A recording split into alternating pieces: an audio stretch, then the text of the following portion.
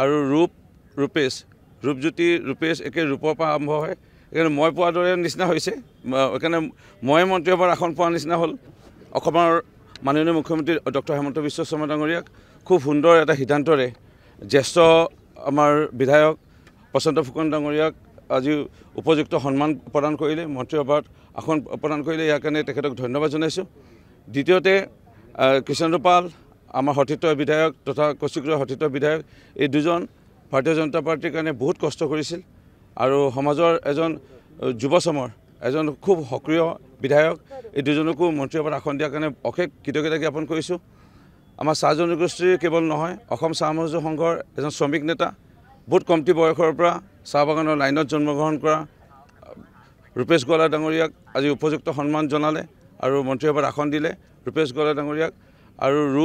ৰূপজ্যোতি ৰূপেশ একে ৰূপৰ পৰা আৰম্ভ হয় সেইকাৰণে মই পোৱাৰ দৰে নিচিনা হৈছে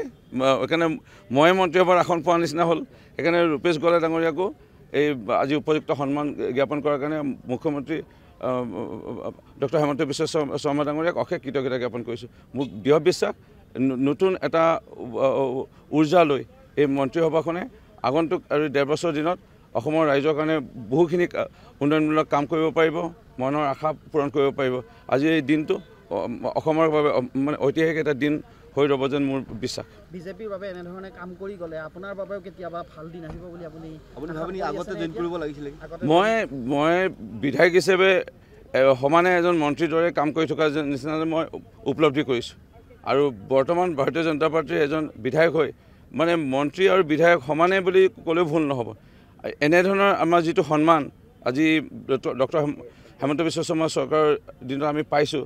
মই আজি 4বাৰ বিধায়ক হৈ আছিলোঁ আগতে আৰু মানে কংগ্ৰেছৰ এই সন্মান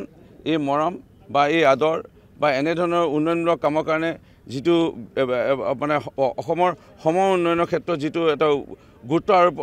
পাব লাগিছিলে বিধায়কসকলে কংগ্ৰেছ দলে নাপালে আৰু যাৰ কাৰণে কংগ্ৰেছ দলটো আজি প্ৰায় লাহে লাহে নিঃশেষ হ'ব ধৰিছে ভাৰতীয় জনতা পাৰ্টীৰ চিন্তাধাৰাই সুকীয়া আৰু সেই সুকীয়া চিন্তাধাৰাই আজি সুকীয়া এটা পদ্ধতিৰে কাম কৰি গৈ আছে মোৰ দৃঢ় বিশ্বাস অসমৰ ভাল হ'ব একালৰ সতীৰ্থ আপোনাৰ কমলক্ষদেৱ পুৰকায়স্থ